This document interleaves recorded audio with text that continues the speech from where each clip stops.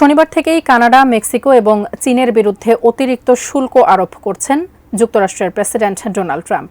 White house থেকে এই ঘোষণার পর কানাডা পরবর্তী প্রধানমন্ত্রী হবার দৌড়ে এগিয়ে থাকা নেতা মার্ক কার্নি কঠিন ভাষায় কথা বলেছেন বিবিসির সাথে। বিস্তারিত জানাচ্ছেন জান্নাতুন নাহার জেরি।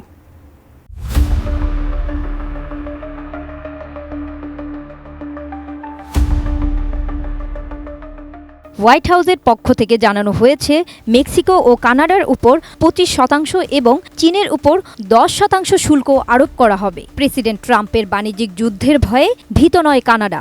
আগামী প্রধানমন্ত্রী নির্বাচনে দাঁড়ানো ফ্রন্ট রানার মার্ক কার্নি তিনি জানিয়েছেন, অত্যাচারের বিরুদ্ধে রুখে দাঁড়াবে কানাডা।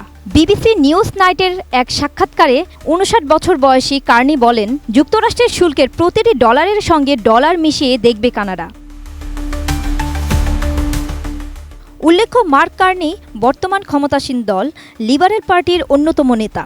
দলীয় নেতা নির্বাচিত হলে তিনি হবেন জাস্টিন ট্রুডোর পর কানাডার প্রধানমন্ত্রী। ব্যাংক অব কানাডা এবং ব্যাংক অব ইংল্যান্ডের সাবেক গভর্নরও তিনি। ট্রাম্প কানাডার উদ্দেশ্যে আরও বলেছেন, কানাডার তেলের উপর শুল্ক কমিয়ে 10% করা হতে পারে, যা পরে 18 ফেব্রুয়ারি থেকে কার্যকর হবে।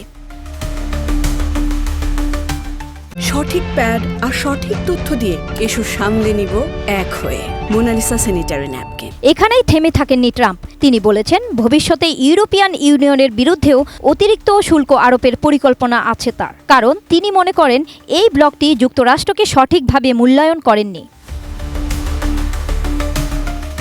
হোয়াইট হাউসের প্রেস সচিব কারোলিন লেভিন জানান, অবৈধ ফেন্টানিলের কারণে কানাডা ও মেক্সিকোর উপর শুল্ক করা হচ্ছে, যা যুক্তরাষ্ট্রে কয়েক লক্ষ আমেরিকানের মৃত্যুর কারণ হয়েছে। উল্লেখ্য, ট্রাম্পের প্রথম ক্ষমতার মেয়াদে যুক্তরাষ্ট্র ও চীনের মধ্যে বাণিজ্যিক যুদ্ধ শুরু করেছিল ট্রাম্প।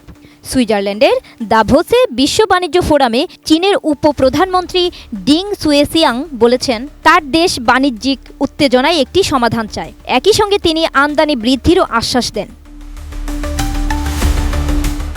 চীন, কানাডা এবং মেক্সিকো যুক্তরাষ্ট্রের প্রধান বাণিজ্যিক অংশীদার, যেখান থেকে দেশটি বছরে মোট আমদানির 40% পণ্য আনে।